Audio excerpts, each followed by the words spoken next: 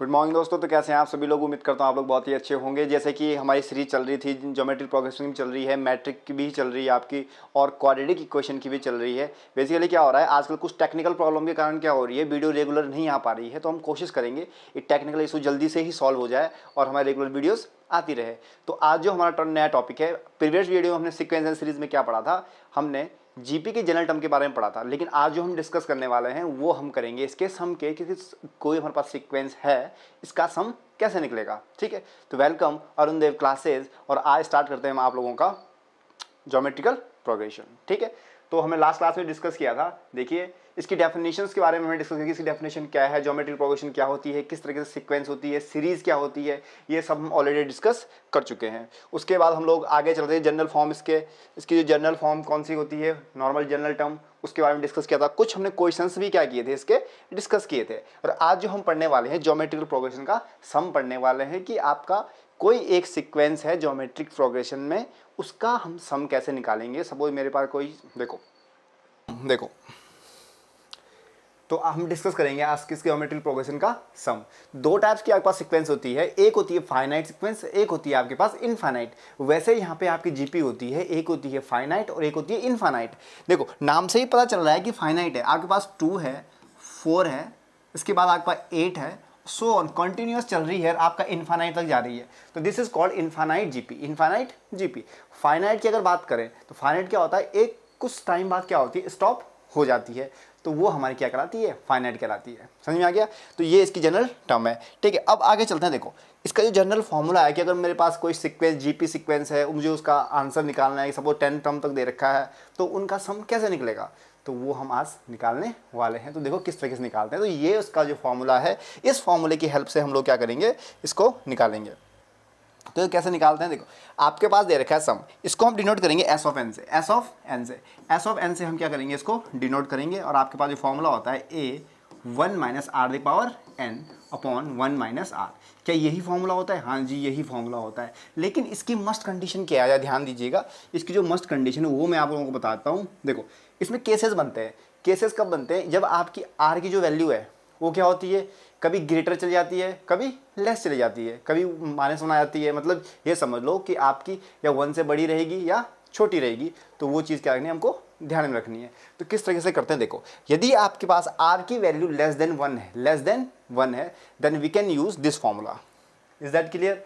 यदि हमारे पास क्या आ रहा है, आर की वैल्यू ग्रेटर देन 1 आ रही है, तो कुछ भी नहीं करना है आपको, हल्का सा इसमें क्या करना है, आपने इंटरचेंज करना है। क्या चेंज करना है, आपका जो फॉर्मूला है a r the power n minus 1, वो फॉर्मूला हो जाएगा आर माइनस 1। ठीक है, ये किसका फॉर्मूला है, एस एन का। जब अब आपकी जो आर की वैल्यू है ग्रेटर देन क्या रहेगी, 1 रहेगी। तो ये बात आप क्या रखनी है, ध्यान में रखनी है। Is that clear. ठीक है, उसके बाद हम लोग क्या करते हैं, ये दो फॉर्मूले हम यूज करते हैं किसके लिए, फाइनाइट जीपी के लिए। किसे करते हैं, फाइनाइट जीपी के लिए। और जब बात करते हैं इनफाइनाइट जीपी के लिए, कि इनफाइनाइट जीपी के लिए हम क्या चीज़ यूज करते हैं, तो इनफाइनाइट जीपी के लिए हमारे पास ये वाला फॉर्मूला रहता है, S is equal to A1 upon 1 minus r. A1 मतलब A जो आपके पास फर्स्ट टर्म, वैसे A1 भी लिखा आता है बहुत सारी बुक में, A भी लिखा आता है, तो उसकी क्या है, बेसिकली सेम मीनिंग है। तो A अपॉन 1 माइनस आर, ये आपकी इनफाइनाइट के लिए होती है। इसमें भी कंडीशन होती है कि आपकी जो R के अकॉर्डिंग चलता है। अगर आपका जो R है वो क्या है, लेस देन 1 या ग्रेटर देन 1 है, तो उसमें आपका जो सम होता है वो इनफाइनाइट चले जाता है। तो ये दो क्या है, इसके फॉर्मूले हैं, फाइनाइट और इनफाइनाइट सीरीज के। तो हम आगे चलते हैं, इसमें आगे आपके पास क्या क्या चीज़ें इसमें दे रखी है। ठीक है, तो ये आपके पास तीनों फॉर्मूले दे रखे हैं। तीनों फॉर्मूले आप देख लीजिए, तीनों कंडीशंस आपके पास दे रखी है। ये तीनों कंडीशंस को आपको क्या रखना है, ध्यान में रखना है।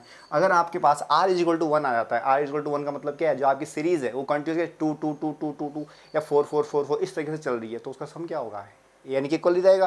ठीक है, तो ये उसका क्या आता है, फॉर्मूला आता है। अगर इनफाइनाइट की बात करते हैं तो r लेस देन है, तो जो हमने पीछे फॉर्मूला पढ़ा था वो चीज़ हम डिस्कस करेंगे। लेकिन अगर r 1 से ग्रेटर चले जाता है तो इसका आंसर क्या होता है, इन्फिनिटी चले जाता है। मतलब अगर आपके एग्जाम में क्वेश्चन आता है कि आपके पास कोई इनफाइनाइट सीरीज दे रखी है, उसका सम निकालना है, तो बच्चे क्या करते हैं, नॉर्मल ये वाला फॉर्मूला क्या करते हैं, यूज़ कर लेते हैं। लेकिन वो चीज़ भूल जाते हैं कि वहाँ पे r को भी देखना चाहिए कि r आपका क्या लेस आ रहा है, ग्रेटर आ रहा है। अगर आपका r क्या आ रहा है, ग्रेटर आ रहा है, then we can solve and we take the answer infinity. Is that clear. तो इस तरीके से आपको क्या करना है, क्वेश्चंस को डिस्कस करना है। तो ये आपके पास इसका थ्योरेटिकल कॉन्सेप्ट था जो मैंने आपको पढ़ाया। अब आपके पास कुछ स्पेशल सीरीज़ होती है। स्पेशल सीरीज़ मतलब इनको आप सीक्वेंस मान सकते हो, लेकिन ये ना ही एपी में आती है ना ही जीपी में आती है, इनके अलग ही फॉर्मेट होता है। इसमें देखो 1 2 3 एक नेचुरल नंबर की सीरीज चल रही है, तो जब भी नेचुरल नंबर की सीरीज होगी तो उसका जो फॉर्मूला होगा n+1/2, तो ये उसका क्या रहेगा, फॉर्मूला रहेगा। ठीक है, तो आप निकाल सकते हो, कोई भी आपके पास दे रखा है Sn दे रखा है, तो आपके पास क्या रहेगा n+1/2। ये आपका कब रहेगा, जब कोई नेचुरल नंबर की सीक्वेंस कंटिन्यूअस चलते जा रही है। दूसरा आपके पास क्या है, यदि मेरे पास कोई नेचुरल नंबर की सीक्वेंस है लेकिन स्क्वायर की फॉर्म में चल रही है, 1 का स्क्वायर, 2 का स्क्वायर, 3 का square plus dash dash dash dash करके n का स्क्वायर, ये कोई सीरीज है जो स्क्वायर की फॉर्म में चल रही है। यदि आपके पास क्यूब की फॉर्म में आता है तो आप लिखोगे n+1 और नीचे 4, और यहाँ पे ऊपर क्या होता है, होल स्क्वायर आ जाता है टोटल का। ठीक है, तो ये मेरे पास क्या है, Sn का फॉर्मूला है। जब मेरे पास कोई एक नेचुरल नंबर की सीरीज चल रही है जिसका क्यूब रूट निकाल रहे हैं हम लोग, या उसे क्यूब की फॉर्म में चल रहा है, तो ये फॉर्मूला क्या होगा, उसमें यूज़ होगा।